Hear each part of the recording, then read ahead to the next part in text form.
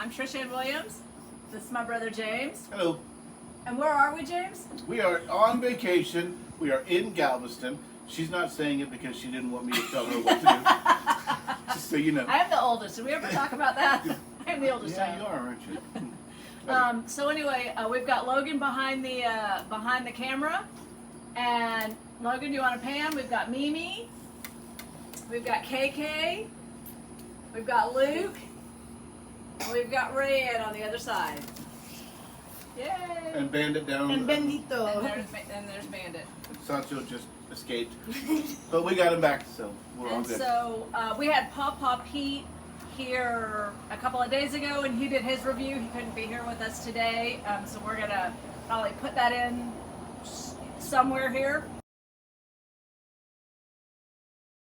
Okay, well, I started reading the book and I got confused at the very beginning about who the author was, because it said she was a new author and she really wasn't. She was just using another name. Then there was an author on the book, and when I got into the book, she had all these silly footnotes, and you had to go back and look at the number to see what the footnote was. So after a while, I quit doing that. Yeah, I'm sounding bad. I mean, it's an okay book. It's nice and light, and I got to about halfway, and I'm not finished with it. So the plot got a little better halfway. It was a little hard to figure out the characters at first, but then when you got into the middle of it, the characters made sense. So that was good. The other thing is, when I read mysteries, I usually read like Daniel Silver and Grisham and Baldacci and all those. I like action things, and this was like a travel guide about halfway up, where there was too much fluff, in my opinion. So anyway, it's going to be an okay read, I think, when I finish, but I probably won't read it again. All right. Okay, Since so it's your pick. the summer read that I chose for us was a book called Every Time I Go on Vacation, Someone Dies, and it's classified as a cozy mystery. So a little bit of a fluff was expected. But do you want to do the review first, or you want me to go ahead and start my review? Why don't you go ahead and go? All right, my initial review of it was a cute book. The book was about the main character is an author. This was her 10th book. The real author, Catherine Mack, that's her pseudonym. She has written in real life 15 other books over the years. But like real mysteries, But right? real Like not serious cozy mysteries. This one was a cozy mystery, so there was a lot of humor involved in it. Get a lot of fluff and things like that. Basically, she's going on a 10th anniversary book tour, and the publishers have other authors engaged in the book tour, and there's a book group that follows them around. So there's a whole lot of dynamics, Luke. There's a whole lot of dynamics that are going on in it. If you see a foot come across, it's Luke. This is going to be nothing but bad. We're on vacation. Oh, it's not going to end well. Yeah. Okay. All right, here we go. On book tour.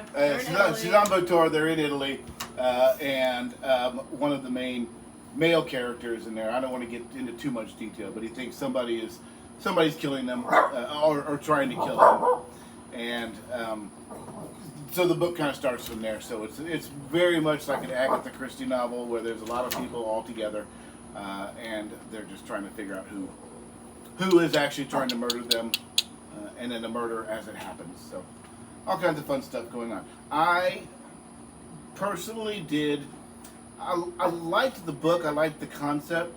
The writing style, for me personally, was a little bit off. I don't think there was enough detail of the Italian countryside going on in there. Even though it was beautiful, the descriptions were beautiful, and there is another story going on with that Trishann will tell us here in a little bit. But the plot was very simple. You kind of could figure it out towards the beginning. But then she also had a lot of footnotes going on in there, like a lot. I think there were 230 footnotes. Papa didn't like the footnotes. Papa did not like the footnotes, right? So that's in there too. Yeah.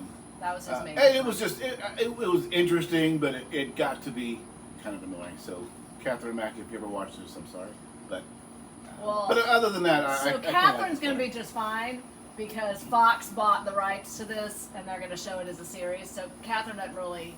she's gonna be all right. She'll be all right. Okay. But that's it. Would I recommend it? I would recommend it for people who like to read a lot of those cozy mysteries. It fits into the genre perfectly. So if you like your cozy mysteries, if you like your serious murder mysteries, the darker ones, probably not one for you. All right. That's all I have to say about that.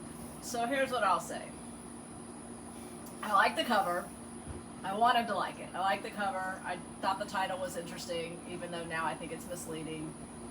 When I started reading it, I thought it was cute. I disagree with you because I thought her writing style was interesting. Maybe a little Sophie Kinsella-ish to me. But I think it was called Second Person POV. Is that what it is? I think that's what that's called. But it got annoying really fast. The problem with me for the book, I did not like the story. I thought it was lazy. I thought it was one-dimensional. I didn't like the characters. I did not like the story. I don't mind the writing style. I think if we had done something more with it, it would have been more interesting to me. I didn't like the footnotes, but I didn't read them. I just stopped reading them because they were annoying. And fun fact, though, towards the end of the book, when they're in Italy, they make a stop in a little city called Ravenna, which is a real city, and they mention a wine store called Wine and Drugs, which is a real store that is operated by a friend of mine in Italy. And so shout out Stella, who is the real manager of that store, not the portly man that they write about. So I did love that. I did love that reference specifically. Because it is based in reality. That's a real place. That is a real place. I looked it up on Google Maps. Oh, because you didn't believe me when I told you? No, Nice. I just wanted to see where it was. No, okay. There you go. Was. Well, no, it's really there. So, I don't know. I'll be interested to see what it's like as a series. I think the book's going to do great for her. I think it's going to be a great series. I think it's going to. Yeah, this is the first of a series, so I don't know where it goes from here. But you have to really. I'm going to digress a little bit because one thing I thought about it, because we've been talking about beach reads all summer, and when I started reading, and I was reading Emily Henry and some of the, Abby Jimenez, and all of those people, I was saying, okay, well, it's a little deep. Like, I got in there and I got emotional, and and it wasn't upbeat and fun. They were great books, but I didn't call them beach reads at first.